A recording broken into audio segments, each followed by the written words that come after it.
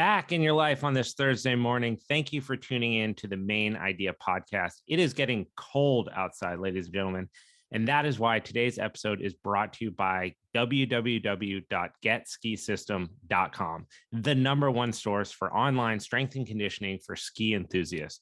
With over 50 individualized programs, a product that helps you select the best one for your needs, and 300 exercise videos, there's no better place to go for online strength and conditioning to help reduce the risk of injury and maximize your enjoyment on snow. And I know because I built it.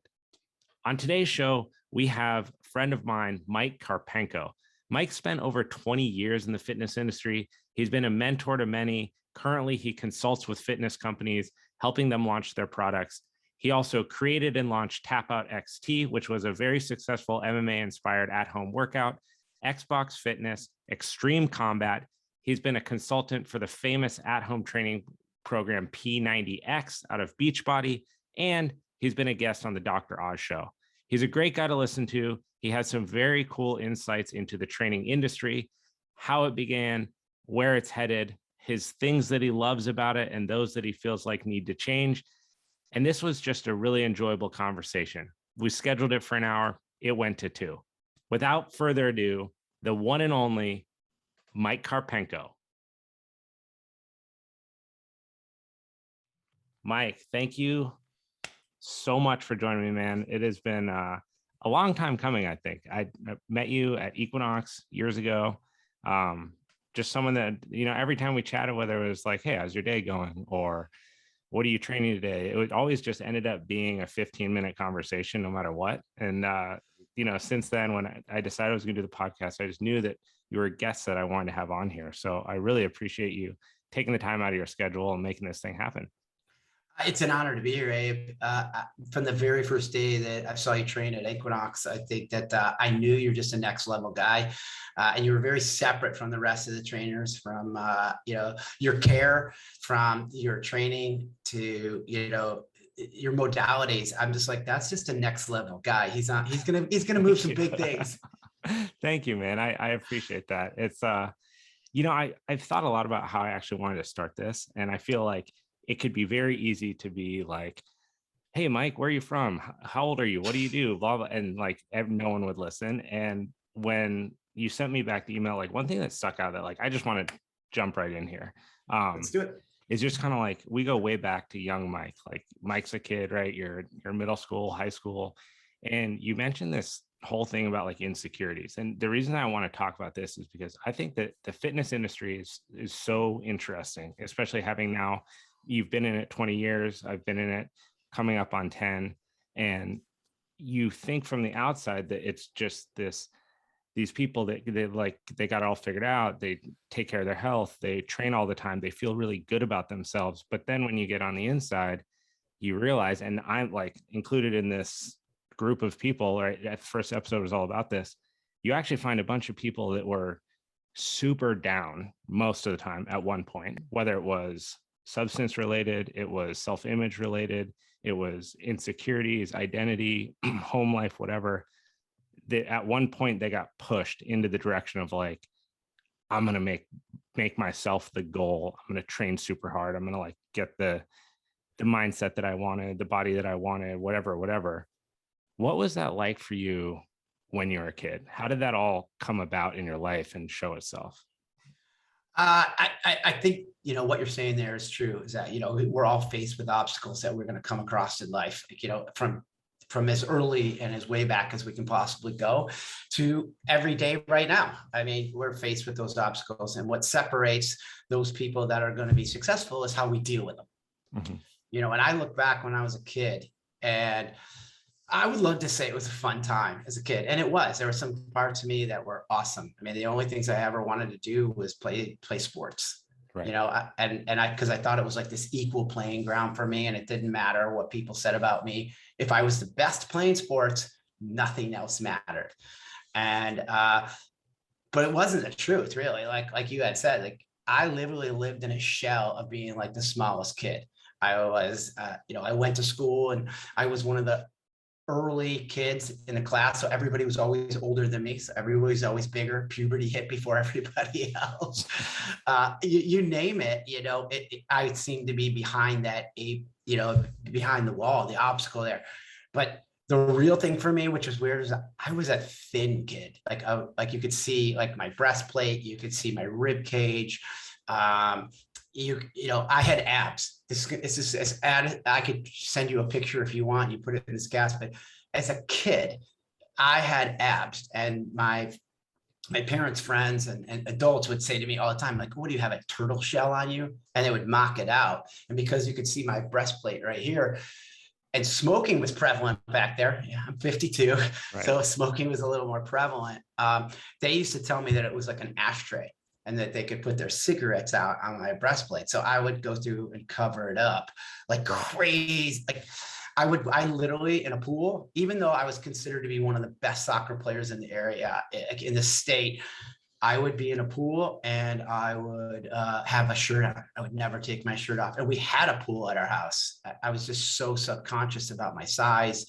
And then that just kind of domino affected into everything that I did. Like, it was like, oh, all the girls like the bigger dudes, all the girls like the guys that have, hit puberty first, I would never take my shirt off at practice. I would never shower at school during gym class. I would never, like, all those things would just continuously domino in my life. Until one day, dude, the best thing I could tell you is I just started lifting, like literally. And one day I started to get into this world where I was going to beat it. And I started to do, whenever I got into that mode, I wanted to like just do push-ups and do sit-ups every time I got a negative thought. That was my way out. Do a push-up, do a sit-up, do something about it, do something about it. I decorated my whole entire room with notebook paper that says, "Don't complain, work out." Like literally, I ripped on it like I was a high school kid, and I had it wrapped around my room.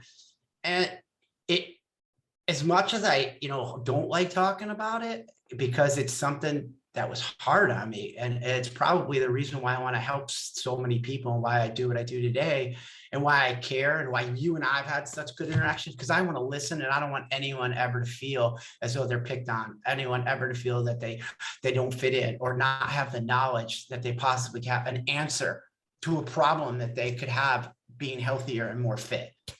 So what's that like?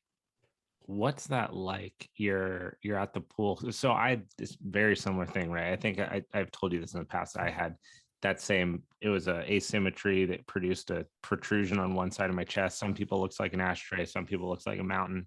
Same thing. I didn't like taking my shirt off around other people. It felt, teachers would ask what was in my shirt. It was just like an unconscious thing. And that led me to become obsessed with the Bowflex, oddly enough, and just like crank out nonstop consistency one summer to the same thing. It was like I was so sick and tired of like not feeling good in my skin that I wanted to do whatever it had to be done to make it so I felt like a bigger, better version of myself.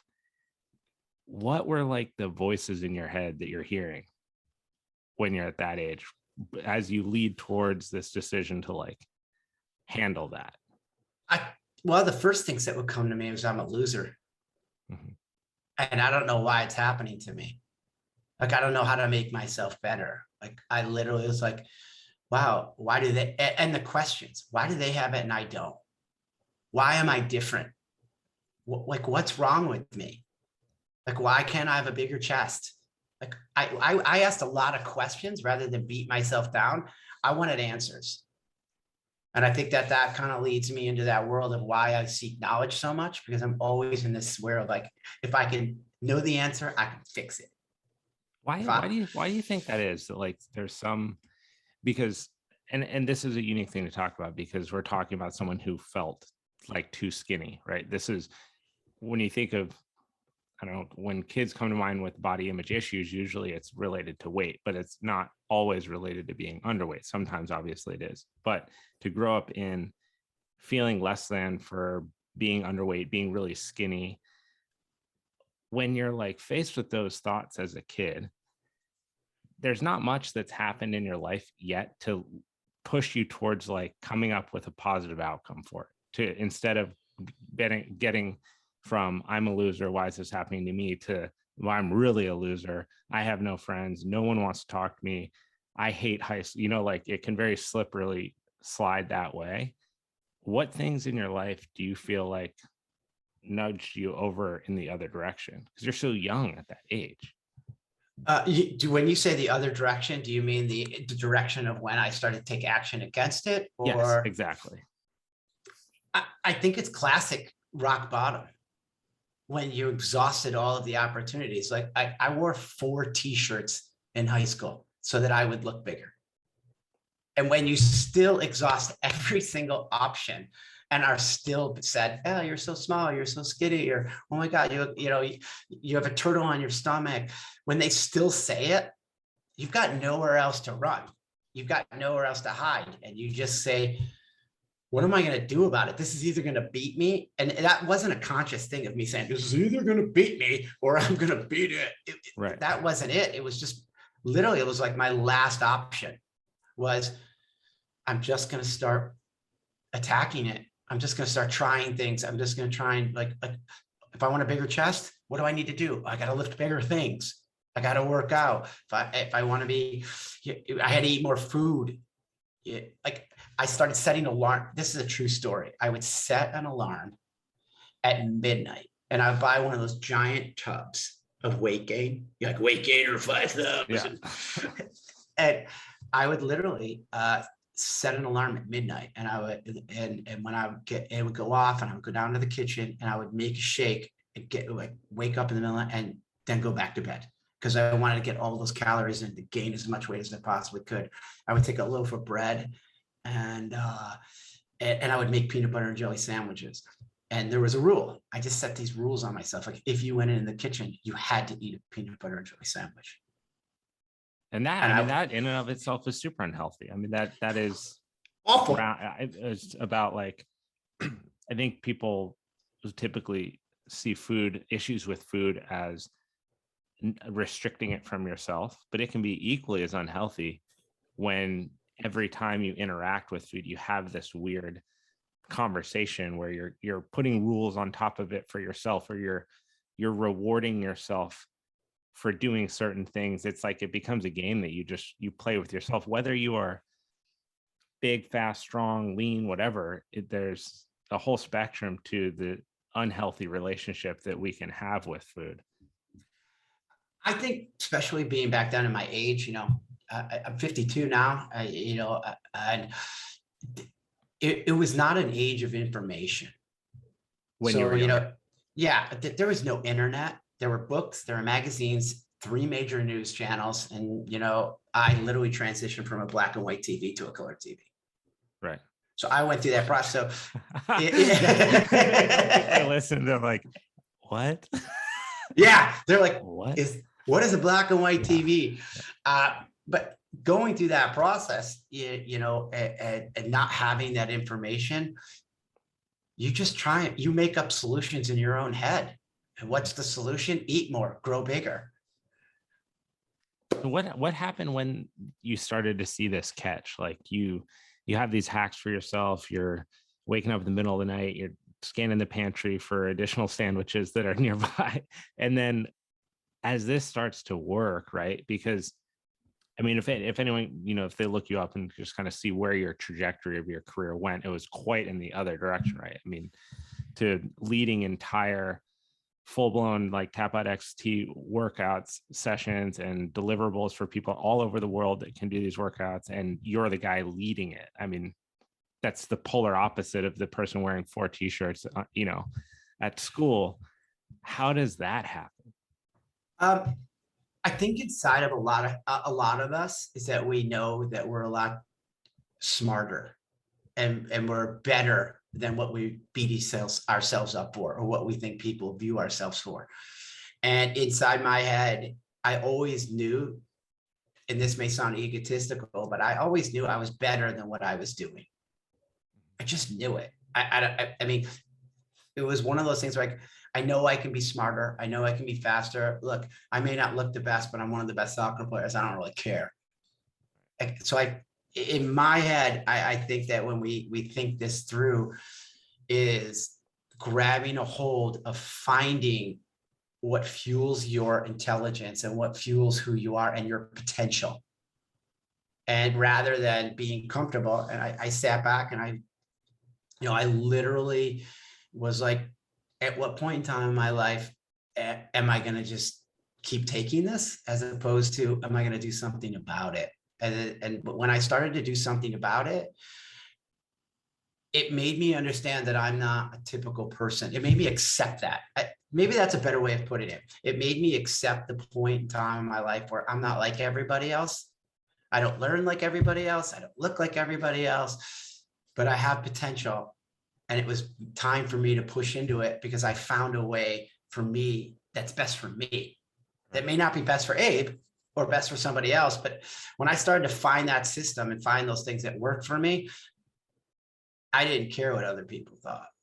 What was like support and relationship with your family like at this time? Were these Awful. things that you were sharing with them or holding inside? Awfully. Awful. Please unpack this bag. Unpack this bag. Well, part of the fitness journey, part of my abs was my parents. They were awful. Classic story. There wasn't a lot of love in my family, or traditional style love in my family. But when I look back on it being 50 years old, I also look at it as saying they were doing the best they could with what they had. Yeah. It may not have what I thought was right or what I thought was supposed to be, but they were doing the best that they could. It just wasn't what I pictured love to be. And they were very tumultuous towards each other, and they had arguments and whatnot. And when they would argue, that's where I would seek solace in fitness. So like I would physically at this, like you would hear it and you're like, I got to work out.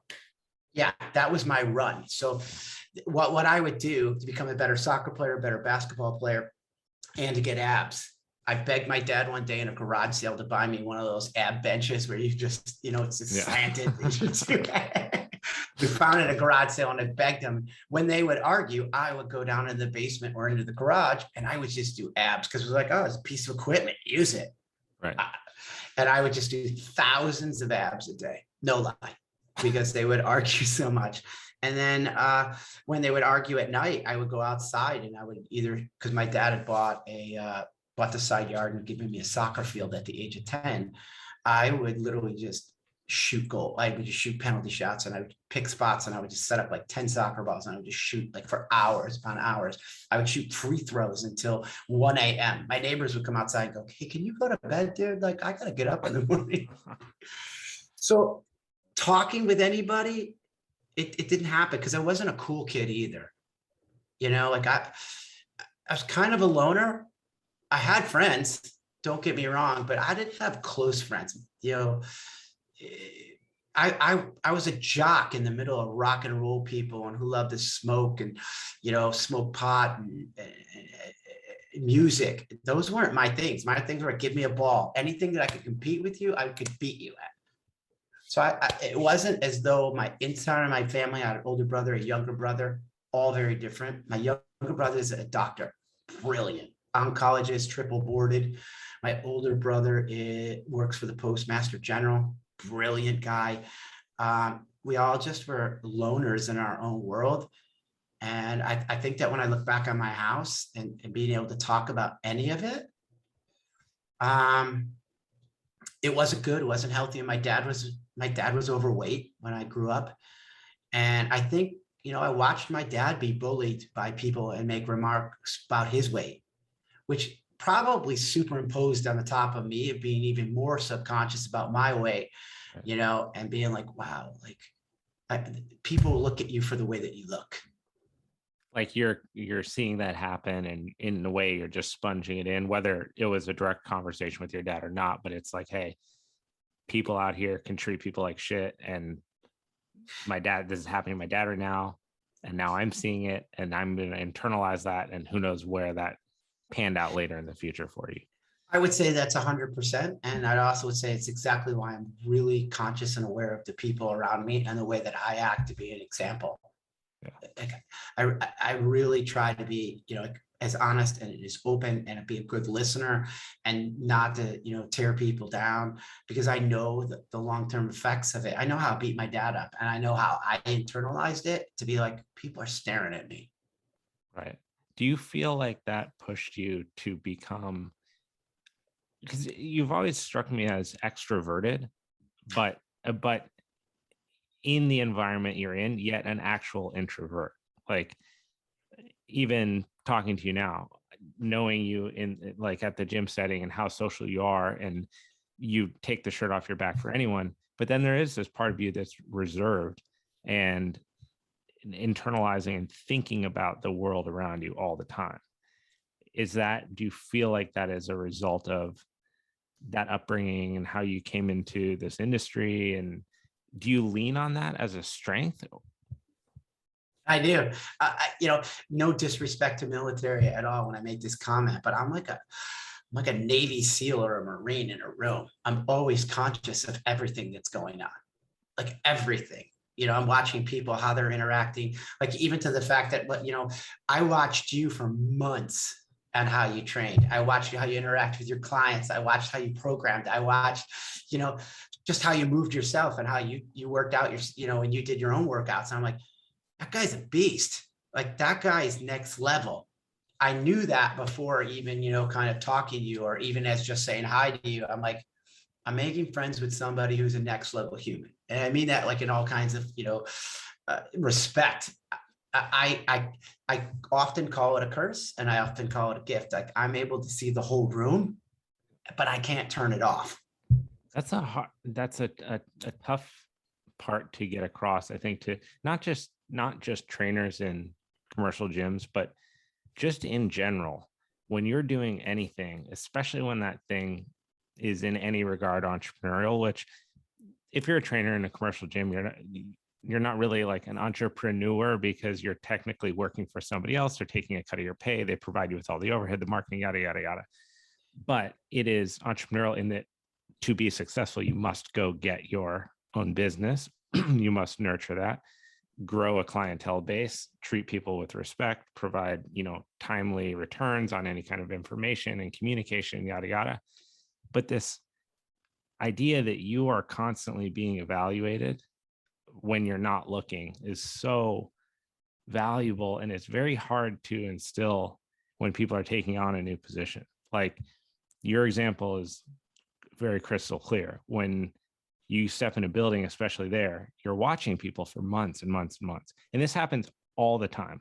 I only know firsthand from Equinox, but I'm sure in any other setting, because you're assessing how people talk, how close are they to their clients? How do they communicate? Do they have a program handy? Are they referencing information? Are they on their phone? Are they quick to enter into a conversation? Do they turn people away? Are they disrespectful? Do they share equipment? Like, the list goes on and on and on. And a lot of decisions as a consumer or like a client are made way before you ever even talk to the person. I think that, having what I had with an upbringing and having this ability to be hyper focused on something, to be like, it's going to be fitness, I'm going to be better, I'm going to do this, I'm going to become very, dedicated and hyper focused to a solution, to a task at hand. And then growing that this hyper awareness of everything that's going on gave me that ability to be like, I see big picture macro, but I can also hyper focus. And that's why, when the training opportunity kind of arose to me, I was able to dial into it because I cared about that client, nothing else. For that hour, you could have bumped me, you could say hi to me, I wouldn't say hi to you. I was laser focused in the results that they wanted to have for their own personal success, because it was a responsibility to me, to them. And then it was like, all right, I've got this training business. What's the overall big macro of this training business? How do I build a community? How do I market myself? How do I make friends? How do I build a gym community and outside of the gym community? Where am I going to take this in 1, 3, 5, and 10 years? And still make all these, like this macro picture of awareness. How do I funnel it into a focus so that I can have some sort of return on income? When was that point, I imagine this happens for like anyone who is formerly a full-time trainer. What was that moment where you were like, man, I'm just like ready for that next step. I cannot do the 1 hour with a client equals this amount of money, and I can only help, 40 people in a whole year. When did you get to that point where it was time to evolve? I remember laying in bed. This is the truth. I remember laying in bed, and my friends are attorneys, accountants, and they're making jumps in income. Yeah, like, oh, I got a $20,000 bonus. I got a $10,000 bonus. I'm up to 6 figures, and they're working, like Monday through Friday. And I remember just laying there going, I'm making, at the time, I think I was making maybe $100,000 a year, maybe it was less, to be honest with you, 75. And I was working a lot. So let me preference that. I don't think that every trainer in this world is making $100,000 by any means. But I remember sitting there, and I remember I did a cost analysis in my head. And I went, well, if I make 5% over time every year at, 100,000, and 5% of 100,000 is 5,000. So I'll make $5,000 more next year, but inflation's going to be 3, which means I'm only going to make 2%, which means I'm only going to make 2,000. And the people that are my clients already, they're paying me, $100 an hour. And, and I'm just using round numbers to help. And I'm like, if they're paying me $100 an hour, like in any service industry, I was like, well, what happens when I tell them I want to be paid 110, or I want to get paid 120 or 130? I'm going to lose them. And now I got to find new clients. And I'm like, oh my gosh.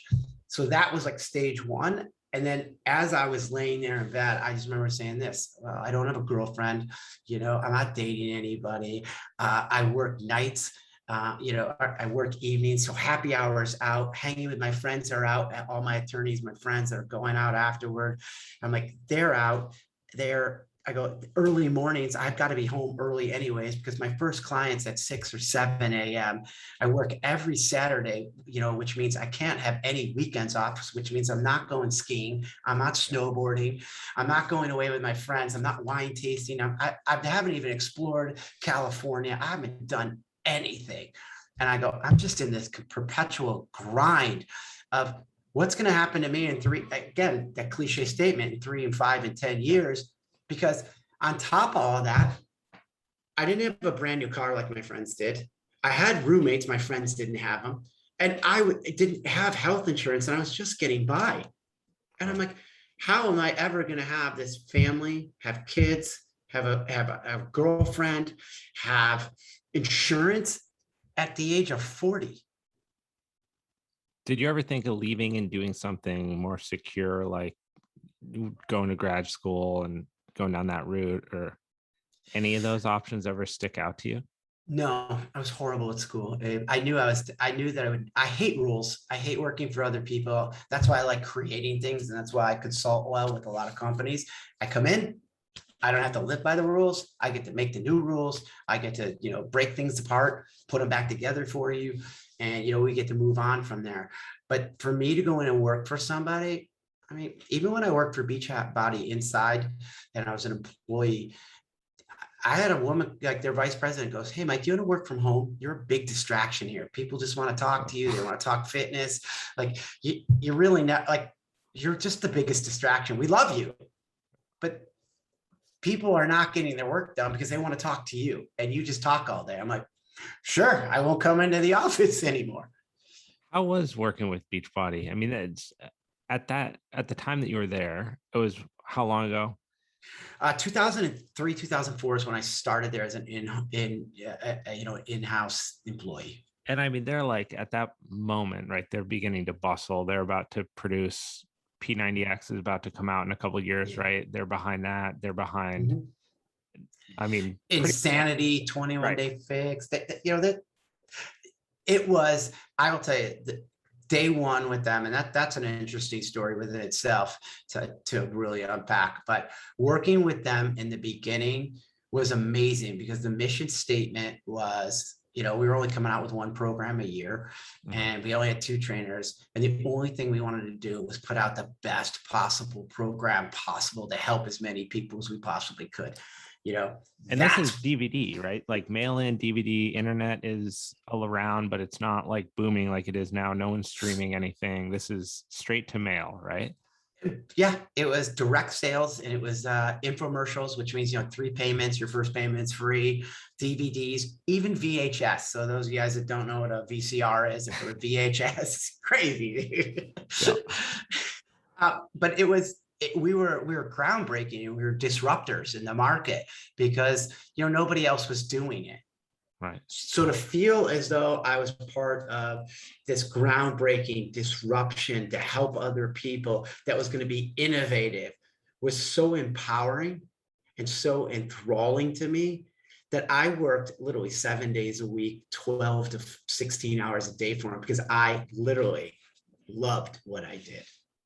And was that where so when you did Tapout XT, did that come out of Beachbody? That was a product that they made, but you led? Or how did that whole thing come about? Because that's super unique thing for them to do, right? So the quick and easy story for everybody is, so when I came on board at Beachbody, I was running their test groups, which was their development groups, which meant I was testing out their products. I was finding people, and we would test out a program to see if it worked or see if it needed to be, better, and to track the data.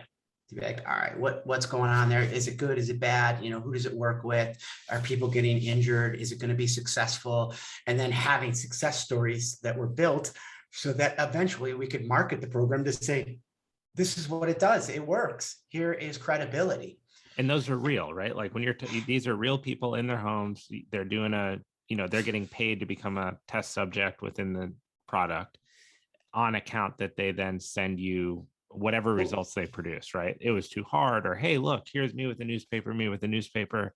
I lost 50 pounds. Actually, back then, since everything was run out of Southern California, where I am now, Los Angeles, we would get together anywhere from 30 to 60 people.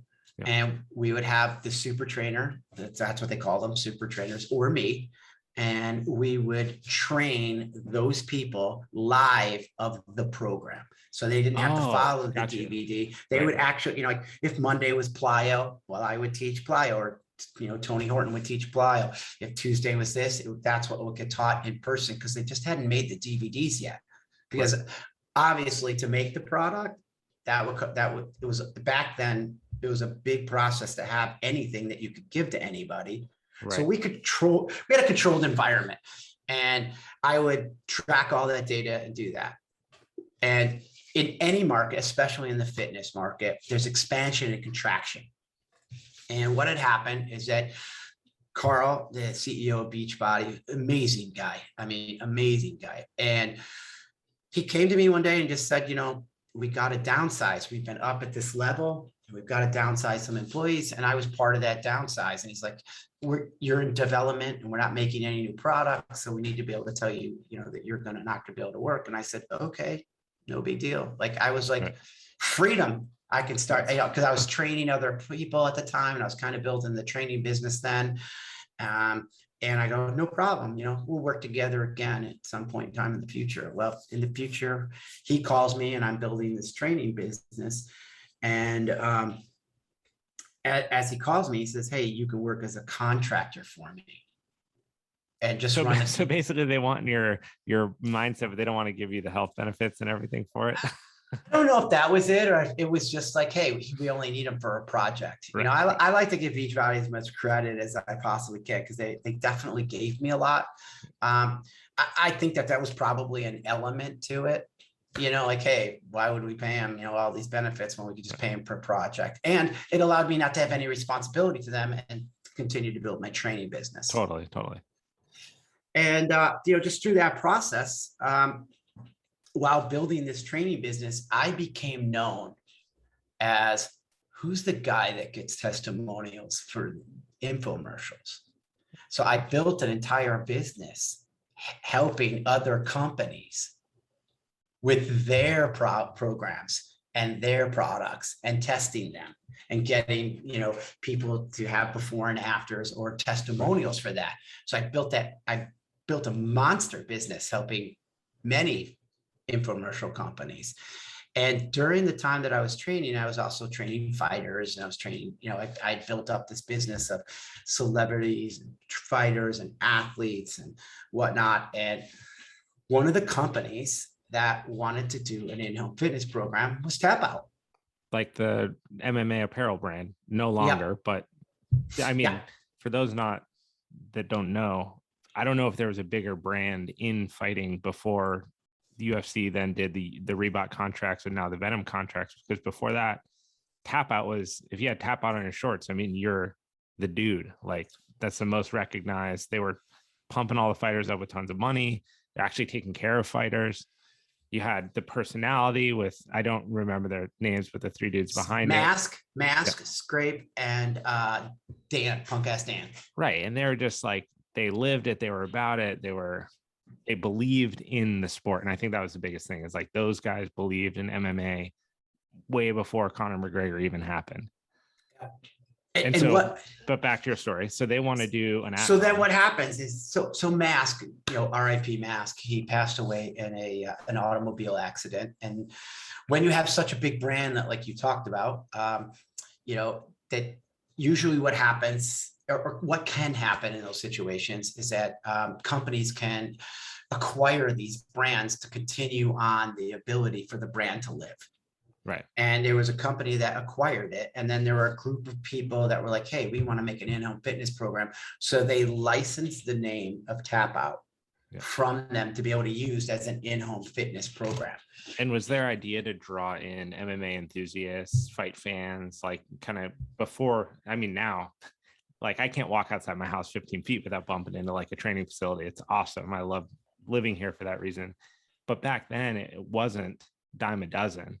Right. So you have tons of fans all over the country that want to participate and have this involvement within MMA and the community. So this kind of gave them that ticket, right, to like work out like a fighter, so to speak. That was one of the taglines, train like a fighter. Right. And so they were like, hey, can we pay you to put together a program? And can we pay you to train the trainer that we're going to hire? And can we pay you to run a group that would have testimonials? And I was like, yes. We worked out all those details. And in the process of those details, they were trying to figure out somebody to do it. And they were looking at fighters, and then they were looking at, some other ex-fighters, trainer fighters. And the guys that originally had contacted me came down to look at one of the days that I was teaching class. And they were like, what are we doing? That's the guy. Like he's do you see how everybody loves him in this class? Like he's so attached to this, like he cares. Like put him in front of the camera, like make him the host, make him the trainer. And that's literally how it happened. Wow.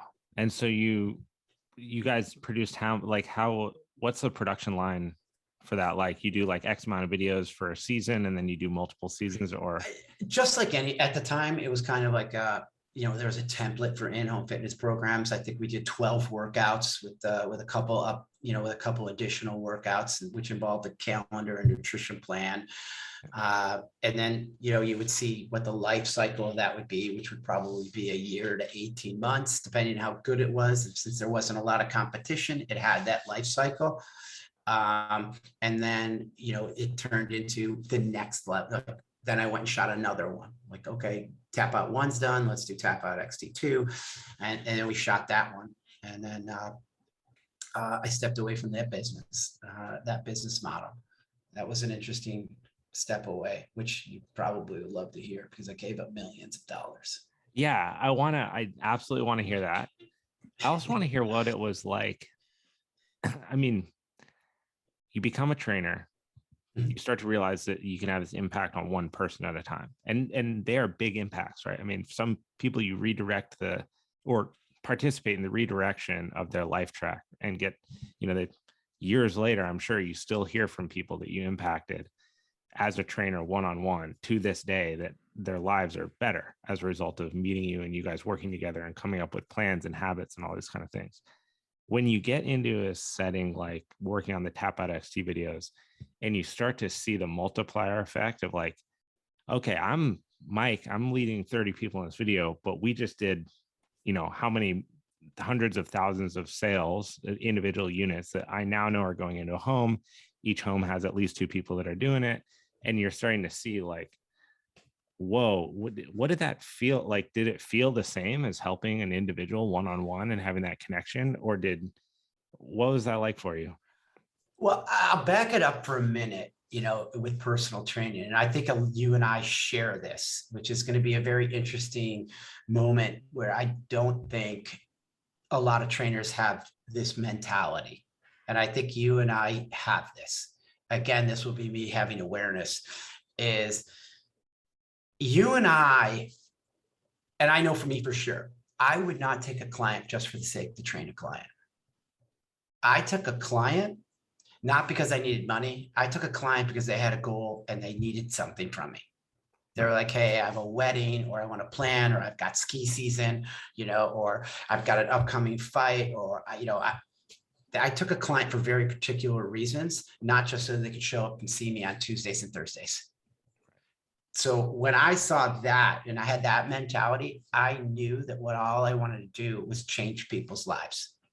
That was my open door, change lives. And when you go back to me running test groups, it was like, oh my gosh, there's 60 people that showed up here that had one thing in common. They needed help. And I wanted to be able to, I'm like, I'm not going to let you down. So I'm going to help you. So that test group transferred into clients, and then those clients transferred into this big picture. And I would get in fights with corporate, like with Tapout, like saying, we're not helping people. You guys are selling, and I get it. You're on, you're in a place where you've got to get an ROI and you've got to recoup the money that you have, and you're in business to create videos and to create income. I'm in business to help you. And that kind of push-pull and that feeling of knowing that if I wasn't going to help people, I was going to get out. Like that was like kind of my attitude, and knowing that I could help millions of people. And I think we were in 20 different countries at the time, and getting just random emails and random stuff. I was never so happy knowing that someone's life changed. Like that was my juice. Right. It literally for me was sitting back and saying, oh my gosh, this person got their life back. But isn't there some possibility there that that's happening on these like large scales, that there are people who maybe who never reach out or you don't meet, but they're like, they were headed down this road and then they found however they came about Tapout XT, for example, and they find that consistency, and years later, they are now living a healthier, happier lifestyle. You just never got the individual like gratification of seeing it actually happen live. Oh, I think it happened more often than I had any type of communication or interaction. I think there were so many people that Tapout was their open door, their journey, their first step into fitness, their get away from their parents fighting. I'm not wearing 4 t-shirts, their point in their life where they're like, I feel like I'm a loser. I'm questioning why is this happening to me? And it was their escape and their entrance into a life-changing, a new identity of the potential that they saw in themselves. I think it happened a lot. So why leave it? It's a big story that I don't tell very often, but we clashed heads. I think that's the best way to talk about is they had a certain vision and I had a certain vision, and my vision truly was to help people. And when that vision kind of clashed, and being young still in the industry, I can't say that it was all one-sided. I think there were 2 sides that clashed. And I definitely want to be a bit fair to the situation and say, hey, I was young, eager, probably, hard to deal with at times. We just had vision issues, and we didn't share a mission statement. And I think that allowed me to have the stones to say, I'm out. And that's what happened. It was not them, it was me. And I'm very public about that in general. It's just like, I'm the one that said, I'm out. Like, I'd rather pursue different things and do other things that I can make this money somewhere else. There's plenty more opportunity out there for me. I've gotten this stage, I could get something else. And I literally, that's what I think it was a hard step in my life, because I felt like I just walked away from everything too. Because, I'm like, oh my gosh, I just walked away from the center stage. I just walked away from being in stores and being, like, they had billboards and all these kind of things. And I was like, I went down a little spiral for about a year, where I was like, what am I going to do? What am I going to do? And then I just picked myself up again and became laser focused, and started, concentrating on people again. And I think that's, ultimately that's when you're in a service world, to build your community. And once you have a loyal community, you can do anything with it. So when you left there and you were in this spot, did it feel in any way like being in that spot when you were a kid? Like those same voices or doubts, kind of fears creeping in? Yes. I think that, I sat around and I felt again alone. I felt a lot like I was going to have to solve all of this on my own, and that I couldn't tell anybody. And that, again, that it was a failure, and it was something that I couldn't control. And Right. that was really hard for me at that point in time, was to be like, like, again, why is this happening? What have I done, in this world that makes it so I can't control my future as everybody else is getting better around me? Instead of puberty, it's now finances, it's now relationship wealth, it's all the other wealth factors. Right. I just skill transferred that off of, puberty into those things. For sure, those things happened. And so where did you find happiness or like, I found it how did you get in one out of that? statement. I found it in a statement that I had with one of my best friends. He pulled me aside, and he had said, Mike, you're trying to solve a problem like a tree that needs to be chopped down in your yard. And I said, what do you mean? He goes, well, right now you see a big oak tree in your yard and you are trying to chop it all down and you're stressed out of your mind. Because the problem is that you don't own the tools to take down the tree and you don't have the money to do it. He goes, but what I need you to do is I need you to stop acting like this, and I need you to show up with the best axe that you have and take one swing a day at it. And I'm like, yeah, right. He's like, that's all I need. I need you to create momentum. And he goes, and as you start to chop away at this tree, you're going to figure out where you need to chop, how hard you need to chop, and how many times you need to chop, so you can figure out exactly where it can fall. And the whole time you're doing that, like, you're also going to be able to sit there and say to yourself, what am I going to do with this tree when it's done? Am I going to chop it up? Am I going to sell it? Is it not going to fall in the neighbor's house or car? And he goes, it's going to come down. You can't get rid of the tree right now. And if you did get rid of it right now, it's going to create a lot more problems. So let's just pick up the axe. Okay. And that was the first.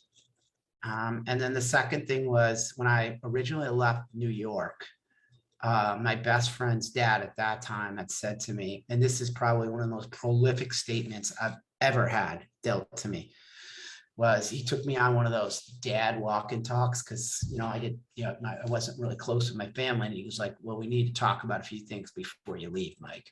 And I'm like, How yeah, old were you?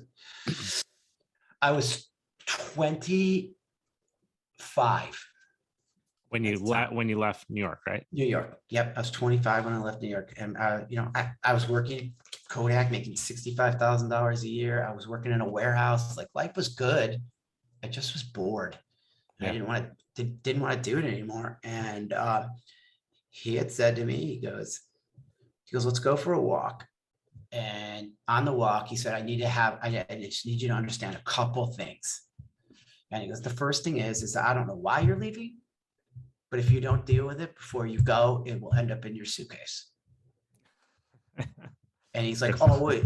And for the longest time, that's why I've always dealt with problems head on. I've never had a problem having hard conversations because I don't want something to end up in my suitcase. I don't want to unpack it again. So that was it. And then the second thing he said, which was prolific, like unbelievable. He said, Mike, we're all going to be faced with stress in our lives. And it's obvious that you're faced with it right now. And he said, there are two types of people when it comes to dealing with stress. There are one that deal with stress and they are very successful at it. And they are going to be successful people. And he said, and then there are those who do not deal with stress very well. They will be managed by those who deal with stress well. Very true. And I was like, whoa, like it didn't hit me until like years later, that statement. And then he finished it with, he goes, I just want you to think about every stressful situation going forward. Think this through. When you are faced with stress, I want you to ask yourself this question. Are you managing it or is it managing you? Yeah. And that's something we always try to work on with clients too, is getting them to, you don't have to overcome that instantly, but at least understanding that there are variances in how the stress is being moved around. And that's total stress on the body. That can be stress from work, from family, from loved ones. It can be anything, but an inability to recognize it that creates in and of itself the biggest problem.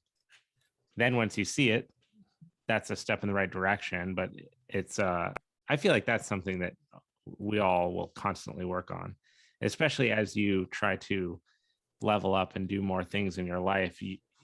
You do invite this stress because to do more things requires more time, and there's only so much time in a day. So some of it, though, I feel like can be positive stress. I don't know on a molecular level if it's true or not, but I feel like sometimes the stress can fuel you. It can be like an afterburner almost on your workload, and you can push through things because of that stress, or the stress that we deal with in our profession, like the stress on the body. It's what causes it to get stronger. It's what makes it sharper. It's what makes it faster. So all these things it's important to recognize them when they present themselves and then know which ones are higher on the totem pole of things that need to be fixed first, because you can't fix it all at once. You can't, but I mean, like, I think that's something that we all learn is like where there's movement, there's stress, and where there's stress, there's growth. Yeah, 100%. And that aligns with, our very inherent personal training days. Like, hey, if I can get you to move, you're going to get stressed. And now I need to figure out how you're going to manage that stress because you're going to grow. Yeah. And that's going to determine. As you mentioned earlier, like your life path is running parallel to that of your friends, right? But they're in different situations. Some of them are attorneys, doctors, they're at different points in their career. I've always thought it interesting, like those that start or have time spent within the training industry, you kind of iron out this habit of self-care to some degree, where like you're spending years prioritizing movement, thinking about nutrition, taking care of your body so it can recover so that you can train in the future. As you've gotten like numerically older, how do you view this parallel track of like you and your friends? Because my dad, for example, I'm going to butcher this because I don't actually know. I think he's 57, but he's doing CrossFit like 10 days a week. He competes with guys that are in their 30s. He competes every single year. And this is like a hobby for the guy. I mean, he's building houses 19 days a week, and he's been doing it since he was 17, and he's never going to stop. And his outlook and energy and mindset is that of a 19-year-old. And I think it is a testament to a lifetime of activity. He has constantly been taking care of his body to some degree. And now in his later years, which I like literally laugh saying because he's not, I mean, he'll run circles around anybody. He's young, he's youthful. Mm-hmm. And what do you think, like all those habits, the 20 years working in this industry and seeing firsthand the effects of lack of care, how has that impacted you and like your youthfulness at this age, mindset? Being in the fitness industry has blessed me to understand that movement is key. and that understanding that, all I think about in this world is like, if I could have gone back, I'd be even a bigger powerhouse than I am right now. Because I'm like your dad, I'm like, if I had this knowledge and this ability to move like I do now, like back when I was in high school, it'd be insane. Like, I don't even know what I would turn into at this stage. I could be like an ultra marathoner. Not that I still couldn't be, but I would be further ahead. Right. I do say that during this day and age of information technology, understanding that self-care, is abundantly key, from a personal development stage, whether or not you're exercising the mind, you're exercising yourself, it needs to be apparent. Otherwise, implosion is going to happen, and I think that when you take somebody like your dad or myself, one of the reasons why we're able to operate so well in today's society is because we were actually out exercising as kids. We were not glued to technology. We were not glued to being inside. If you wanted to hurt us, you took the outdoors away from us. You didn't make us go outdoors. And, Right. it's inverted right now. Yeah. Like, oh, ground me, put me in my room, just give me a laptop, an iPad. To us, if you made us look outdoors and sit inside, we were like, what's going on? Like, right. So when I look at, being in the industry and saying, where does that parallel myself at being 52 and still being healthy, is that I'm blessed to be around guys like you on a daily basis when you're at Equinox. That was, I could tell you conversations I've had with you. One, I knew that you wanted to develop your ski program because that was a passion project that you had already spoken to me about. Two, we've talked about how you like to read in the morning. Three, you've told me how your mom has taught you a lot about some of the meditation things and whatnot. Those types of conversations, because of this industry, happened, which means I was able to take those things in because of the people in this industry and their ability to share and serve. Yeah, I think that's huge. It's because of the way information travels now, I think more people are exposed to more ways of like caring for themselves, and there's easier access to it, but it doesn't change the fact that you have to want to create that as part of your day-to-day or your week. But it's kind of crazy how so I started training at Equinox 2014 because of the pandemic. No, 7 years. Yeah, 8 years. Crazy. I was working at Enterprise Rent-A-Car in 2014, and I quit to start training at Equinox. And now, fast forwarding all the way through, like up and through the pandemic, you have this huge transition to the use of technology for training and fitness and wellness in a way that I don't think it ever, like maybe it would have happened, but it wouldn't have happened for 15, 20 years. And overnight, you have people creating habits in their home, doing stuff, streaming online, using apps, platforms, different ways of connecting with each other, motivating through technology. Was it interesting for you to see, like, at one point you're at the peak of technology and information and fitness, right? With at-home DVDs, like that was kind of like the envelope, where the envelope was pushed to, with direct to the consumer, people working out at home, exposure to people that wouldn't have exposure to otherwise, to now again almost be in the same position where technology is dominating the industry and thriving. We're in a a technology revolution, and I think what's really interesting right now is that we're seeing specificity win. Mm-hmm. And I think that the technology revolution has brought into the idea that now each individual can solve their problem. And I think that's why you're seeing more and more people, get involved into fitness. That's why I see more and more trainers pop up and be able to streamline and, stream and do things online, and more companies wanting to offer, whether it be Apple and, Beachbody, iFit or whatnot. They're seeing this ability to solve a particular person's problem rather than, just a large group of people saying all of this solves everyone's problem. So when I look at information and I look at how we're on the cutting edge, is it's even a bigger cutting edge, because that's what people are looking for, is a particular specific solution to their problem. Right. Yeah. Instead of just the kind of generalization of things and one size fits all, you can get really specific.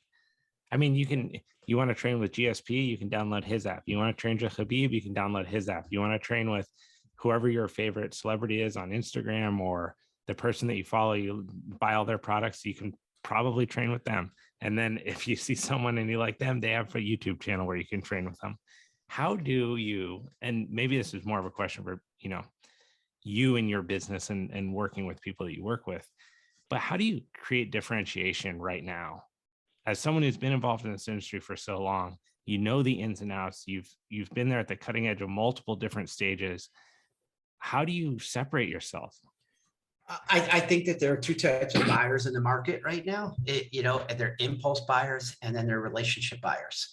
And I think that right now, many people think that impulse buying is winning, but impulse buying is not winning, because it's a one-time sale. And I think that when you look at somebody like you or me, we build communities, and we have a personal relationship with people and the people that we serve. Therefore, we're able to set ourselves apart from a impulse buyer, because I can't prevent someone going, oh, you know what, I want to look like GSP, or I want to look like that bodybuilder guy, so I'm going to buy his program. Right. But the thing that's happening right now, the real ultimate key to success, especially in the fitness market, is how are you going to support your product? You mean from a technological standpoint, or from like a personnel's everything? That's a whole flow chart. Like, because if I buy ski system, let's just use ski system as as an example. Incredible program, niche based. It's going to solve a very specific problem. And then I say, well, I'm going to buy it, but what if I have a problem? What if I don't understand something? What's the support system there? Do you have do you have DVDs? Or, what if I get injured? Are you going to have the modifications? Are you personally going to have a group that supports it? Do you do lives? Do you give extra content? Do you give value? So, I've always said with personal training, there needs to be three things, or training in general, there needs to be three areas. One, it needs to be a system, and it needs to be safe. So you need a safe system, which means your program needs to be, it's got to have regressions and regressions. Number two, it needs to get results. And number three, it's got to be fun.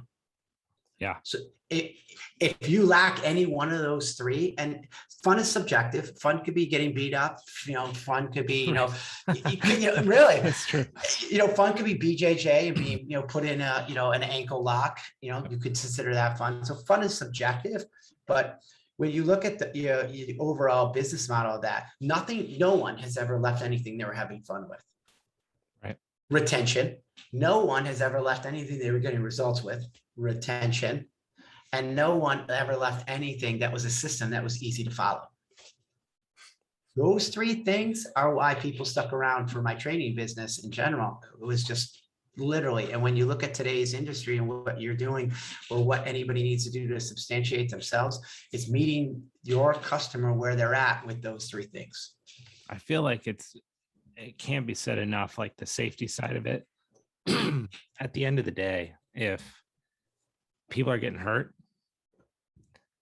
it just doesn't matter. Like, it doesn't matter how nice the facility is. It doesn't matter how clean the operating system is. If people are getting hurt, then they're not going to come back. And on that same token, if you're claiming that people won't get hurt, you're setting yourself up, one, for legal trouble, but two, just a disaster. I mean, the best athletes in the world get hurt with the best support systems and the best outlook and the best opportunity. It just happens. Things happen, they go wrong in sport and in training and in life. And so if you're not hedging for that and letting people know, hey, this is an outline, it's a system, it's results driven, but there's still the possibility that things go awry, but we'll be here to support you if they do. And that's a big part of that, is like going back to what you said with the support system, like what's in place if someone has a bad experience? Can you handle that on a straight up phone call? Can you DM someone and interact with them and fix it there? Are you willing to do that? Are you above one-on-one interactions? Some people don't have the time, and really figuring that kind of stuff out so that you're prepared mentally and physically to handle all the stuff. Because if you tell people to reach out, dude, they will reach out all day long, nonstop. And that's not their fault. That's just the expectation that's been set on the go to invite them into whatever parts of your business you want them in. It's I guess my other question with this on kind of like these necessary facets of business with when you're bringing technology and fitness together is, what are your thoughts on like freemium stuff? I have several, to be real honest. Personally, I think that premiums, they're great if you want to build a list, you know, and you want to have this ability to continuously put your name in front of somebody, so eventually that they do buy, because your marketing is low cost. Right. I also feel that, you know, once you set the tone for free, I hate the word discount. I never use it with anybody I talk with, you know, oh, I got a discount. No, because the minute you discount, the minute you've discounted yourself, you don't feel like you're ever bringing your full value, and you're going to feel like you're underpaid. So when I look at the sense of a freemium, I don't like it. Like, to be honest with you, I don't believe that I should have to give up something free, because I think that in my ego, I feel that I supply plenty of value, and I'm not in it to build a list so that I can hit, you know, get you on my newsletter for 14. You have to see it 19 times or 14 times before you actually buy something. I get that math, but for me, unless your freemium is that good, which I think it's just outdated at this stage. You know, I think the premium is, you know, like I say, there's so many people just jumping from freemium to freemium to freemium to freemium.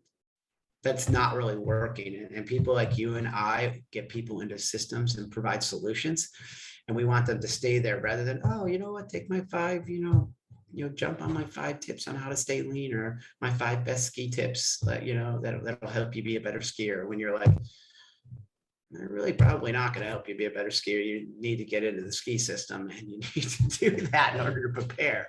What are your thoughts then on like free content?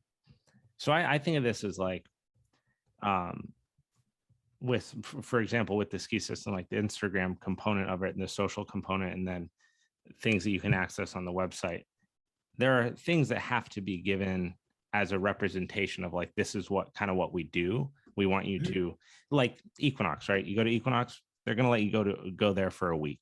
They're banking heavily on the fact that at the end of that week, you're going to love it so much that you won't think twice about purchasing it. But they're giving you that experience to make sure that you align with everything that they offer there. And like at the ski system, it's super important too, is I want people to be psyched on what the programs actually are, the interface, how they work, and everything like that prior to them putting their money down. And this is almost more of a preventative measure, in that like the last thing I want is people feeling like they got swindled, right? And then having to correct for that later, because I think, to your point earlier, it damages the relationships. And that's such an important part of building community. So what are your thoughts on like, well, first my mindset with you is that I already know that you're not swindling somebody. So we have to break that. True. Like, you know what I mean? Like, I know you. I know the product that you put out. I've seen you train. I know your ability. I know your education, and I know your attention to detail. So regardless of what somebody buys, I know you've already over-delivered. I guess that is another, and that's like customer service 101, right? Is to make sure that whatever product you are offering or service your business is offering, make sure that it goes beyond what that person might expect from another offering within the industry. Now, if you wanted to make free material though, and I don't mean to interrupt you, but if you wanted to make free material that was like, hey, it supports the program, you know, whether it's through your YouTube channel, or you start showing things to be like, oh, you know, this is why single legs are important. This is why certain things are important. And we incorporate that into the ski system. This is why this is important. And we incorporate that into the programming of the ski system. If you wanted to do things like that, I think that type of free content is valuable because you're showing the credibility to the program. Because ultimately your goal is to make people, I'm guessing your mission statement is to make people have the greatest ski season they could possibly have without being 100%, injury-free. 100%, without a So doubt. by supplying that to get them into the system, one that I already said, I know you've made an incredible system and you've over-delivered. That type of free information, I think is good to have, but just making free information to get free information to put them into an email list. Right. I could Google that all day. Plus if that's truly what someone is doing, if the sole goal of giving someone free information is to get them an email list, your email list isn't going to bite you anyway. Like the only email lists that work are ones where people wanted to be in them in the first place. Direct response marketing, like literally, like if you get a 0.001% return, I think is what it is on your direct sales, which is email list, text messages, that's considered to be successful. Right. Think that through. Like you got to email 1,000 people in order to get one sale. Like that's insane. Yeah, and those numbers are. It's hard to state. Like those numbers are tough to get to.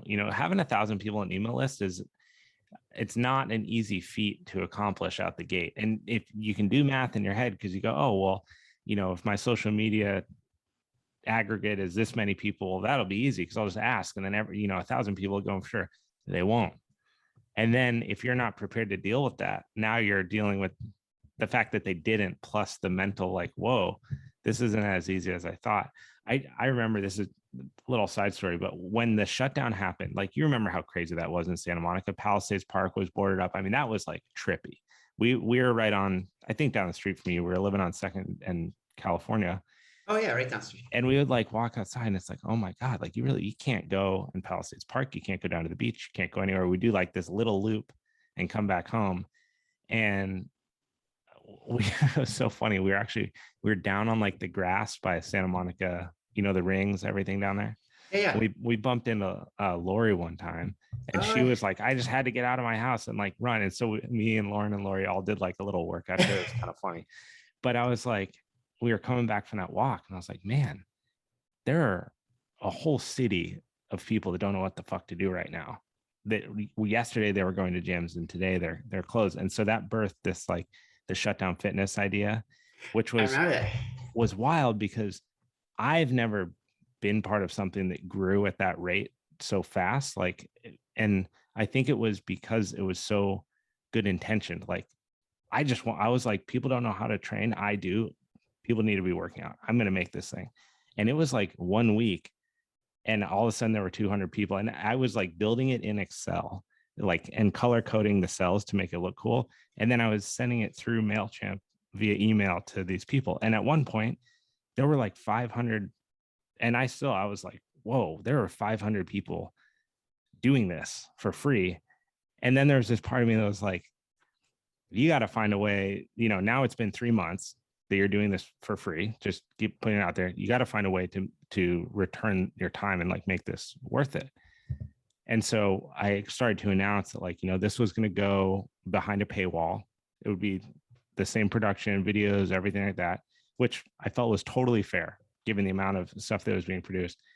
And in the email where like you send it out to get people to convert, 500 people opened it and 17 people paid for it. And when I saw that like happen, it was the first time, because I was used to, doing everything at Equinox, like super well. I established my business there. I figured out I had what I thought my time was worth because of my hourly rate. And I was like, this is how much I need to get for every single hour that I work, which would never work in a subscription model like that. To have 17 people be like, hey, thanks for the 3 months, we got your back. It blew out my mind. I was like, oh my God, it's going to take so much more effort to find a way to leverage like time for dollars, but I was so motivated to try and solve that. But that totally exploded my brain when I saw how few people that were seemingly so bought in on a product participating every single week, like a religion, to 17 people paying, $19. I mean, it wasn't like it was a $200 monthly subscription. It was just crazy. I mean, what can you say about though, like understanding that, because you've helped thousands of people work through that type of transition period, or trainers that have an idea that want their product to launch. What are your insights on that whole thing?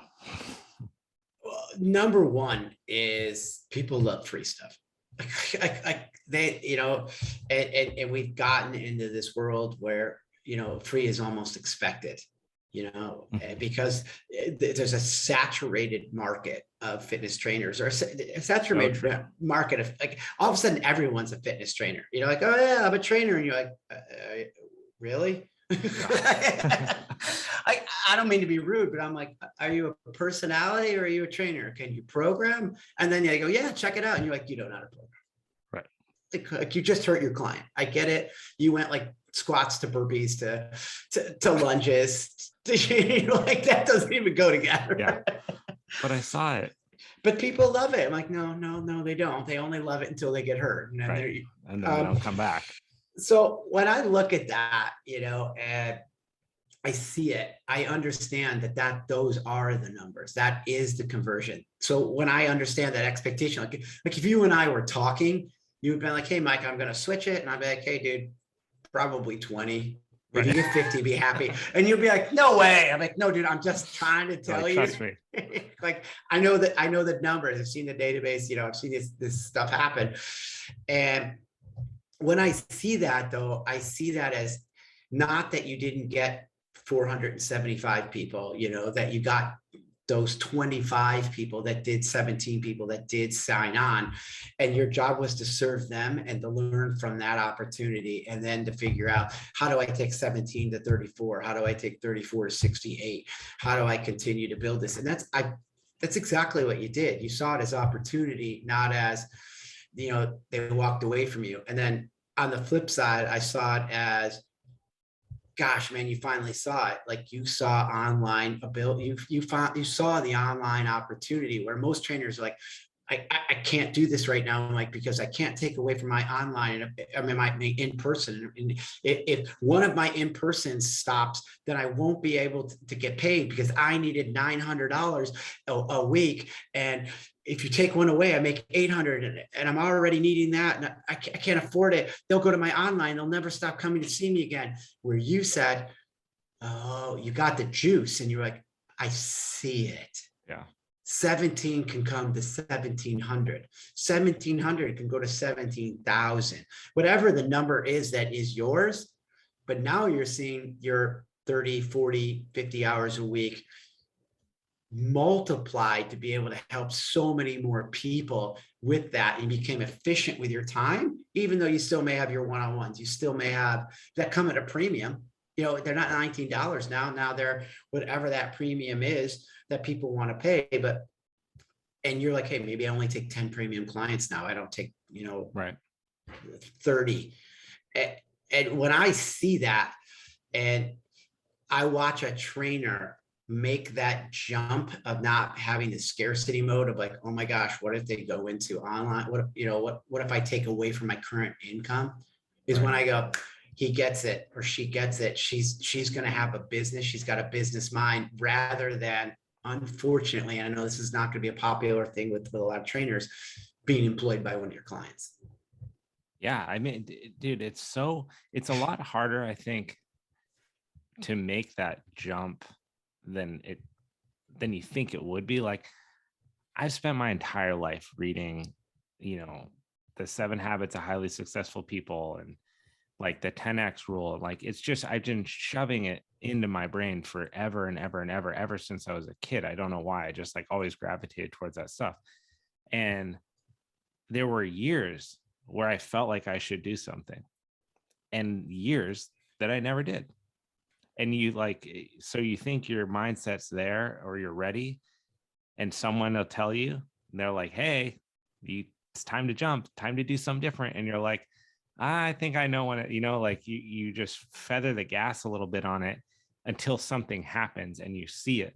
And then you go, whoa, okay, I don't care anymore about a trillion people being part of my thing. All I care about is that every single person that subscribes or chooses to be a part of it, I'm going to give them the absolute best experience, 10 out of 10 every single day, answer every single question, and be a resource so that you can grow these individual people that recognize you for launching your thing and become raging fans to the point where it's a 100% give and a take, because you're giving them a very valuable, real, thought out product. And in return, they're becoming a representative of what you're offering people, and they will rave about it. But when it's getting away from that, like, I charge $175 an hour. That's $4 a minute. Every time I talk to someone for 4 minutes, I'm wasting $16. Like, if you think like that, because you're told to think like that to get to the point where you respect your value in the world of training, because people they're not confident charging that amount because they haven't built their client base yet. But then the same mindset that gets you to believe in that is the same one that limits you from advancing outside of it. Well, one of the beauties of having that is understanding the flow of money, and that's important. You want to understand the flow of like where it's going, whether it's coming in or going out. And a lot of people that are trainers, I love all of you, but you're not the best people with finances. A lot of trainers are like, I make enough. They're like, they work enough to cover the bills. They're not like, hey, I need to have a pension. I need to put money away. They're just like, I know what I need to make. Therefore, I know how many hours I need to work. Right. Yeah. It's the most reduced version of the math on there. Yeah. And, when they look at that model, they start to become, they live in this world of fear. And, going back to 40 minutes ago of us talking, it's you got to that point where you exhausted every opportunity. And then all of a sudden you're like, what's the next opportunity?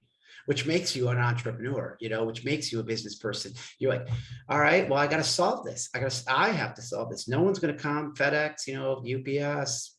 No one's knocking on my door with the solution. You were like, I've exhausted my opportunities. I have an ability to be laser focused. I understand where money goes in and out. I need to build something. What's the next thing? And you went ahead and did that, and that's admirable. And I think that's something that you should hang on to and stick to, is that you said, I exhausted the opportunities, but now know that you don't have to exhaust opportunities to be able to go forward. I wish more people knew that we didn't have to hit rock bottom. We didn't have to be scared, that we could still risk, to reap the reward, because a lot of us live in fear. Even myself, sometimes I fear change, and, it's something that I work on a daily basis to be like, oh, well, maybe I got to move from Santa Monica. Maybe I need to do some different things. And one of the things that I see, and I know, I make some cliche statements at times, but my biggest frustration with personal development is, you hear all these people saying, I read this book, I read that book, I read this, I read this, I read that. Well, to me, the reason I don't have a bookcase in here, literally, because I don't want any personal development to become shelf help. It's got to be self-help, or it's useless to me. Right. Like, if I don't do something with that book, if I don't do something with that knowledge, with that audio, with that video, it's literally shelf help to me. And it does me no good whatsoever. And people are like, look at all the books I read. Yeah, well, what are you doing with them? Right. Let me ask you just like a straight up question. Sure. Right now, when you were 44, where did you want to be now? Right now, are you there? Are you beyond where you wanted to be? Does that question not even mean anything to you? Like, I choose a weird amount of time. It's only 7 years, but I think it's easy to think about decades. Like, oh, when I was 30 and I thought about being 50, but like, let's put you inside of a smaller time frame here. 7 years ago, where did you see yourself now? An honest answer, a true honest answer. I am 52, single, never been married, don't have kids. I saw myself as being married. I saw myself as stable. I saw myself with a really good income or enough money to be okay for, not to sound egotistical, for the rest of my life. I saw that. I was like, I'll be fine. Some of those things I've hammered out as goals, and some of those things I'm still working through. I'm still a single guy. I'm still, doing, I've just put work ahead of that. I just put life ahead of that. I have a hard time not putting myself first. I put a lot of people before I put myself first. And that's something that I work on and battle with all the time, because I know the work that I need to do is hard work, and it's emotional work. And it's like going back and working on that kid that was, that had abs and was, told that he had an ashtray, and, that work is hard. And, and sometimes it's painful for me. So I shy from that. What's not painful? Helping somebody else get through their hard time. Right. I mean, that's real, right? I mean, it's a tall mountain to climb sometimes, when you got to turn around the other way and look in and address whether it's has anything to do with where you are or aren't in that day. But when you look back and really try to actually go through some things from before, I mean, we hold on to crazy amounts of shit from a young age. And as we get through, if you get through life and you still got your head on your shoulders, you found a way to either deal with it or push it away, and then fill that space with other things like helping other people, right? That's exactly what I mean. I think that I truly do help other people to fill it so that I don't have to work, on myself. I do run from that because it's easier for me. It's less pain. And as humans, we're taught to, to run away from pain, like a hot handle on the stove, right? Grab it. Oh, don't do that again. Go look at yourself in the mirror, have a hard conversation of where you're at. That's painful. Go away from that. Go help people. You'll feel better about yourself. And it's always, the hardest thing we'll ever do is work on ourselves. And the second hardest thing that we'll ever do is consistently work on ourselves. It's easy to say, I'm going to get up on Monday and meditate, or or I'm going to do therapy, or I'm going to have a workout program, right? It's hard to do it for 365 days. I think that that's a very important note, because and this goes back to my thing about the fitness industry. I mean, it's an industry full of otherwise seemingly head screwed on tight, optimistic, forward thinking, feel good about your body, feel good about life people. But we all are human. And so we have things that we deal with on a personal level. Going back to your, like the axe in the tree, taking down the tree in the front yard analogy, how do you go from where you are now, knowing that you shy away from that, right? Like you admit this is something that you kind of push off and fill the space with helping other people and being proactive in that nature. How do you start to take an axe and like just take swings at those parts that you don't want to dive into? Because that's something that I think a lot of people are faced with on a day-to-day. My best advice with that is you have to be open with it. I don't think you have to be vulnerable with it. I don't think you have to, I don't think you have to be like, oh, woe is me, and I have all these problems. But I think openly discussing and having open communications about what you struggle with in a positive light really helps not only yourself, but then it also serves the other person. It gives them that open door to say, oh my gosh, you know what I struggle with? Right. And we reduce this implosion and we increase growth. And I think from my side, that's why when, you and I talked about, and I hope you don't mind me saying this right before, you're like, is there anything you don't want to talk about? I'm like, nope, bring it up. Yep. Like, I'm not afraid. Like, if it helps one person or 5 people, I'm happy about it. Like, I'm not afraid of being picked on as a kid. I'm not afraid that my parents divorced. I'm not afraid that my mom left my dad for a woman. Like, I'm not afraid of talking about, or, I couch surfed. I look for change in couches to find gas money. I'm not afraid to tell any parts of those stories, but I also don't find that to be like the woe is me, pity me, empathy me. It's just the things that I did that make me me. Right. And I hope that by the fact that I talk about it, that people are like, oh, that guy's real. Like that guy will talk to me about anything, and I can talk.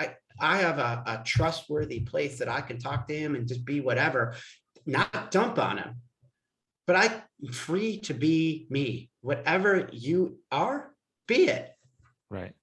That's an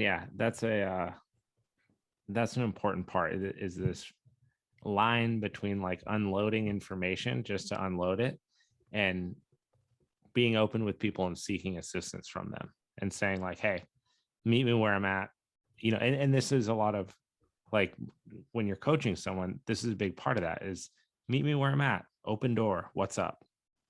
Let's just, no judgment from me to you, what's going on? And let's just understand that. And then from there, together, we can figure out how to get to a place where you're headed in the right direction and I'm there to support you. And that doesn't have to be reserved to trainers and clients. That can be friends and coworkers. It could be a neighbor that you see every single day, but you've never had that interaction with. I feel like this past year has just been with all the athletes coming forward about mental health stuff and just like, it is apparent that aside from success, everyone deals with this stuff no matter what. And there's different mindsets that navigate it better than others, but that doesn't mean that you're stuck dealing with it the way that you have dealt with it in the past, kind of thing. I think we all just also need to respect that mental weight far outweighs your actual physical weight on yourself that you've ever had. Like you weigh 180 pounds, your mental weight could be, 200, 240, 260, to whatever. Like we all carry a certain amount of mental weight upon us, and we need to be respectful of that. I don't know what your situation is. I don't know, how stressful you were, like 17 people, like that's a stress weight. That's a mental weight. Your vision of where you were going to be in 2 years from now. I mean, we could talk about that and be like, where did you think you were going to be in 2 years? And all of a sudden you're making an online program and only 17 people stick around. Like, were you just looking at your girlfriend going like, I love you, I just have no idea what's going to happen? Yeah, I think in any place that you are, you have to like really enjoy the reduction of what you're doing is. And so, I mean, even with like the ski system, for example, yeah, big picture dream, I would love for that to be a full-blown income that's, residual every single month. And I get to spend my entire year thinking about and creating a better experience for training for skiers all around the world and traveling to different ski resorts and doing this and that. But that's not where it is right now. And that's totally fine, because right now it's small enough to where I can correct for errors. And that's a big part that I didn't understand before, is that shit goes wrong all the time when you create something. And so if the thing that you want to do, if you're thinking about leaving your job as a trainer to start a thing, or you're working at a company and you have a side gig and you want to start that, is that when you do, it's going to go wrong.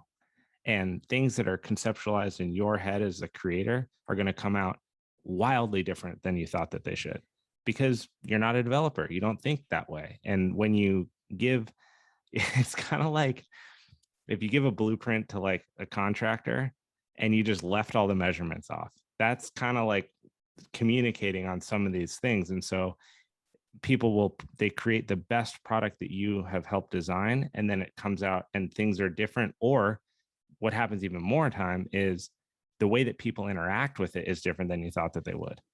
And so you wrote 6 and everyone sees 9 kind of thing. And you're like, oh God, okay, now we got to fix that. But my point being, all of those problems are fixable when you're only dealing with 100 people. When you're dealing with 1 million people, which is, if wherever you want your business to go, when you're dealing with a huge amount of people, that can be a quarter's worth of income error, or people have to be fired because it was an error. That kind of stuff can happen. And ultimately a brand issue, because if Yeah. you launch and it doesn't work, you're looking at an idea of like, oh, well, you know what, when their product's not any good, and all of a sudden you've lost your client or your user, because they're like, I can't interact with it, it's too confusing. And again, going back to human pain point, it was too painful for me to do, therefore I left it. Yeah. And people are understanding. People, from my experience, enjoy being part of this process. And if you're open and you set that communication with them and you welcome the feedback, but truly welcome it because you want to hear it and you want to fix it, not just so you can say that you have a customer service line that people can call into.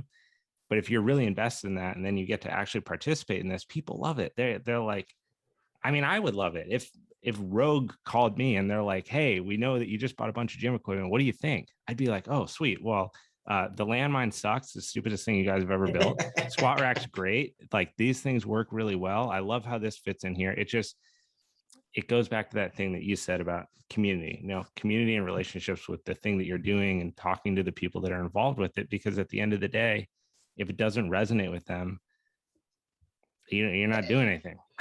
There's a cliche statement that's out there that says, people want to be part of, being some, they want to help. People want to be a part of something being created rather than something that's already created. Yes. Because they're part of that and they're like, this is great. I'm being heard, I'm able to interact and I'm making it better rather than here's my great thing, buy it. Right. People are like, that talks to like the fitness industry in general now with social media's presence and how much things are just being like peddled for not even like, I mean, in most cases, not even a return for the individual. It's not like, like Fit Tea isn't shelling out $1,000 to you a month for you to say that you use it, but people are chomping at the bit to do these kind of things. What do you feel like are the two? What's going really well for the fitness industry and what's the thing that is really going poorly for the fitness industry from someone who's been involved through so many different phases of it? There's a couple of things I think are doing really well right now when I think about it. I mean, there's several. One, I think that intelligence and support are winning. It's at some level. I think that it's like a Three Little Pigs. They live in the brick house. I think we're starting to see more and more trainers that are coming up and being intelligent and understanding movement and are science backed, and they're able to support what they're putting out. And I think ultimately, that group of people that used to live in a bullseye are now becoming the dartboard, and they're setting the standard without knowing that they're setting the standard. I think that's one thing. I think that in the industry, as far as winning too, I think gadgets are winning. I think quantifiable data through gadgets are winning. People want information, and yeah. They're like, oh, it's how like many you steps? said, it's fun. That was one of the things, right? Like the gamification of your fitness, not only is it good from trainer facing client, like it gives you guys metrics that you can control for, but as an individual, it's just kind of like I did yoga today and I turned on like the I'm doing a yoga workout thing. Yeah. I didn't even do much with it, but for me, it was fun to be like, oh, cool. My heart rate is X in yoga. And when I run, it's X. When I train, it's X. And so now I have more stuff that I'm not going to do anything with, but yeah. And the fact that you could, and the other thing is like earning something. So giving yourself value. So, it's like, oh, I earned the yoga badge today, or I did 100 yoga workouts. I did that, or, I earned the, 100,000 steps award. Right. That gamification, I think, is winning for the fitness industry. What I think is losing for the fitness industry right now is, complication. I think too much is losing. I think gimmicks, even though they're selling retail, I think they're winning on retail because, let's face it, people love bright, shiny objects and they want to believe. People still have a lot of hope. And where there's hope, they're going to buy anything. Like, oh, I hope this works, and I think that one-off sales, you're like, oh yeah, the ab belt, like, yeah, that works. Give me a break. Let's call it for what it is. There's no way you're shocking my abs into a six-pack. There's just no way. No way. So do I think that retail and the ability to, again, send information, AKA get your stuff in front of people, that right there, is something good. But I also think that because there's so many of those things out there, distrust has happened. And I think people are looking more to, like I said, the educated trainer and the people that are like, oh, how many comments? What's their credibility? Why should I take this? Rather than, oh, this celebrity endorses the Fit belt. Like, So what? yeah, like, no shine at Mayweather, but like saying like, if Mayweather was like, I do this ab belt and that's why I have abs. People are like, no, you don't. Yeah, maybe because you're like the greatest boxer of all time. You spent more hours in a training camp than like anyone ever of all time ever.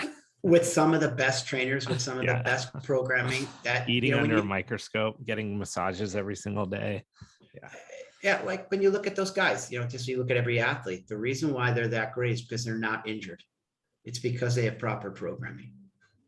It is insane when you start to see what top athlete, like there's guys even at the highest level, NBA, NFL, even some guys, I'd say this is probably less now than in the past, but like people that can get by even at a high level on athletic ability, that maybe they don't train as hard as the rest of the people, or they don't show up on time, or they don't stay as late, and they still excel at a high level. But when you look at like the upper 5% of any sport, it is mind blowing how around the clock their management is from like a recovery standpoint, a nutrition standpoint, how they sleep, even biohacking their sleep in altimeter tents and using crazy things to change their blood chemistry and all this stuff while staying on the legal side. It's around the clock. It's 24/7. You're playing. I mean, in the NBA, there's how many 80 games in a season? Yeah, 85. You have guys that are 6.5 feet tall, sitting in small airplane seats, and they're flying 4 times a week. Yeah. Dude, just do that. Just go sit in a chair that's built for a 4-year-old and fly across the country 3 times in 1 week and tell me how you feel. And then also go play 4 games. You don't have to sell me. I just listen. I ride coach and I ride first class. The difference just between me at 5'11", 175 pounds, flying coach and first class is night and day. And I'm not even a big human being. I'm like, oh, I'm rested. Let's get off this plane. Put me in coach. I'm like, yeah. Now go play 90 minutes all out, and then do it again tomorrow. Yeah. I mean, it's around the clock. These guys, it's crazy. And there's so much that we can glean from that. I think that's where things like the Whoop band, for example, become really cool, because they give people these strain feedbacks of like, hey, this is, your body's not recovered. You might feel or want it to be, but you need more rest. You need more recovery, or this needs to be a lower intensity day. That kind of stuff's really cool. I think that's where the industry is headed, though. When you start looking at some of these major platforms, and you start looking at like Matt My Run or Matt My Butt, Matt My Ride, those guys over there at Under Armour, I have reason to believe that they want to lease out like their platforms, because they have this ability to give real-time information back to you. And like, let's say you just finished your Whoop workout, right? And they're like, oh, you did yoga? Well, here's the product you should be having right now. Here's how many protein. So integrated. It's going to go crazy. That real-time information that you're going to be able to get back to, is going to be insane, and I think that gadgets, it's going to become more and more and more integrated with your own specific needs. Yep. And people's ability to funnel. And that's their community. Now you start looking at the word of community again. The users of the Whoop are a community, and they have built this in where they're going to push a funnel through to be able to have real-time information to get you products information. At the end of the day, I think all of these things are wonderful because the consumer does win. I mean, even if companies like Peloton or Whoop get sold for billions of dollars, on an individual level, think of how many people are carving out an extra 40 minutes a day to ride their Peloton, or how many people are getting extra 10,000 steps a day because they're Whoop, or they're conscious of their resting heart rate or their heart rate variability, or how many hours of sleep they get on a Friday night because they went out and they didn't think about that, but their recovery shit on Saturday, and then their training on Sunday and Monday is affected, and now they actually have something, not just a trainer saying, hey, think about alcohol consumption and sleep over the weekend, and they're like, okay, cool, I'll see you on Monday. Right. now it's like, hey, I'm not just saying this, these are real things. This is stuff to think about.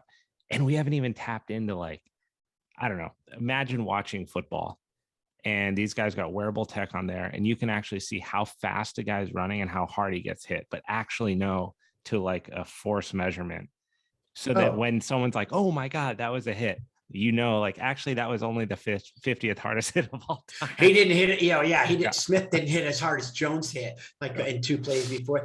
I think you're right. I think you're going to see clothing with that type of material built into it, and you're going to be able to get that real-time feedback. It'll be like in a video game when the guy's meter's going down and you're like, all right, I got to make a substitution so that this guy plays at full speed. I mean, if you knew, actually, what do you think about this? Will this be a net win, like a net positive or a net negative for sports? Because you think of moments like Kobe, right? When he plays through all those fevers and then they win, like, do we lose those special moments in sport as a result of being too managed on the data side of things?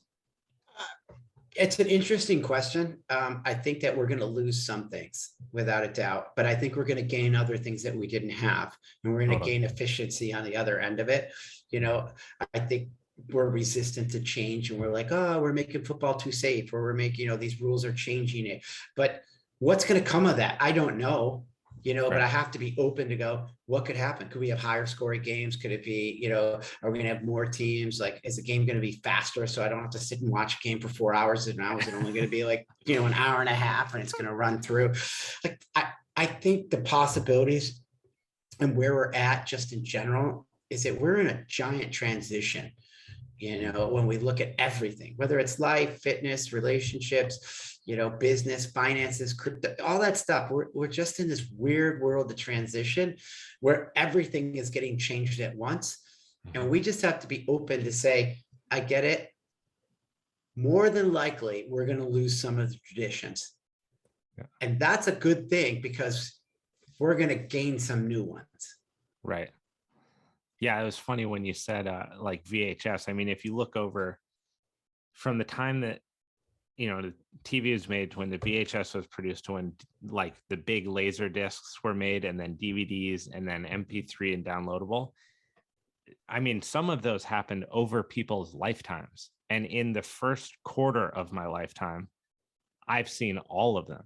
Like the rate of growth is astronomical at this point. So many things are changing at so many speeds. Plus, you throw the pandemic on there, you move businesses forward 15 years in how they communicate, and from downscaling, the size of their business, because you don't need as much overhead, because now you only have a fraction of the workforce, to potentially cycling workforce groups in so that you have better cost efficiency with your buildings and management. It's like, your trust factor has gone through the roof. Think of all these businesses. This is something I spoke to a buddy of mine who's an attorney.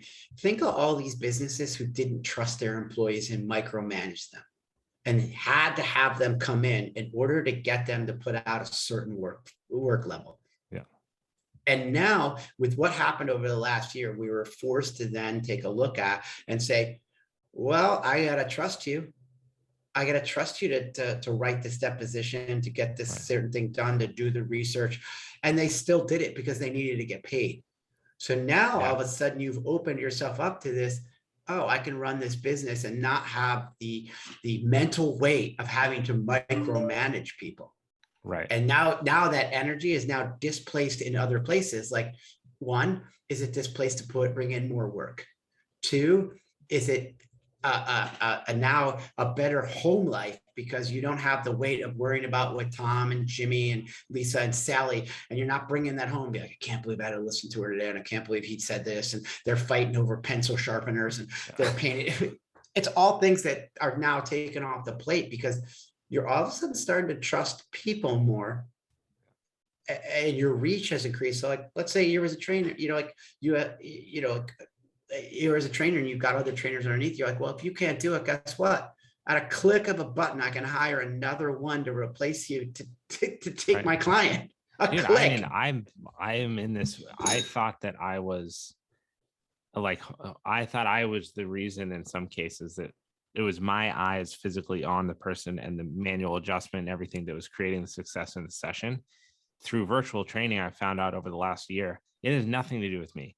Certainly virtual cueing and verbally communicating and all this kind of stuff is very important with how you describe an exercise from a distance. And number one, make sure that it's a safe exercise, because, for example, teaching a kettlebell swing over the internet is potentially risky, but when done well, it's really impressive because these people are doing it all by themselves and they don't know that. It feels like you're getting assistance, but I'm doing nothing. I'm literally sitting here and I'm a voice in a head. I'm seeing my clients acquire the equipment, do the movements themselves, set them up, put them away, learn about their body because there's no external feedback. There's nothing that I am doing physically to roll their shoulders back, pull their arm down, set their foot different. They're doing it all themselves. And it's the trust point. I trust my clients to do the right thing. They trust that I'm watching, and then they feel comfortable going for it themselves. And that's something that didn't exist. Imagine standing in the spin studio and coaching someone in the boxing studio from a distance. They'd be like, dude, absolutely not. And now it exists, and it's empowering, and it's cool to see people all over use the time that they have from their job and now fill it with creating, a positive impact for themselves. It's very cool. I think that's what, ultimately is what it's, my fingers are crossed, that the fact that we're becoming more efficient with our time is we're becoming more educated, or the general population is becoming educated and realizing that they've got more time to be able to spend on themselves with their health. Because I think right now people have deprioritized their health and said, I'll get to it when I want. And what they prioritize were things that, don't really have residual value, like their homes, their cars, keeping up with the Joneses, a watch, vacations. And the ultimate piece of that is that your ability to enjoy any of those things that you think you really like is going to diminish because your health is going at a faster rate downward. Yeah. That's, man, Mike, I knew it would be 2 hours and 1 minute I knew it too. when I blocked out the hour, but I feel like that is a positive note to end on, that like you are in control of the outcomes if you set aside the time to make it happen. And if you don't know how to do that, you can reach out to people, you can talk to them, you can message me, you can message Mike, anything. There's thousands of people out there looking to help other people figure out those kind of equations. To end it, shameless product plug, where can people find you? How can they get in touch with you? How can they read what you write, see what you create, yada yada yada? Well, first off, I obviously I could talk to you for hours, brother. Like I knew the first day I met you that and the conversations that we've had over time that you would be an elevated human. Like, and I appreciate the friendship, and I'm honored to have been able to just talk with you, dude. I kind of miss not seeing you in the gym, dude. But in order, if you want to see me, you want to get a hold of me, it's Mike Karpenko at everything. It's with a K. And my website's MikeKarpenko.com. You want to talk about, just changing where you're at, because I talk a lot about, your fit identity and really where you're at to where you want to end up being. If that's something that you want to talk about, you want to take a deeper dive into, then reach out, and I'll just piggyback on what you said, Abe. If you're out there right now and you want help, just know that it's not that there are people out there that will help you, but there are people out there that care about you, and that there are people out there that care to help you, and not just here to sell you, but actually sit down with you and get you to where you want to go. We love it, Mike. Thank you so much, man. Always appreciate your time, appreciate the conversations, and I'm pretty damn sure we'll do this again in the future. So thank you so much, man. Thank you, dude.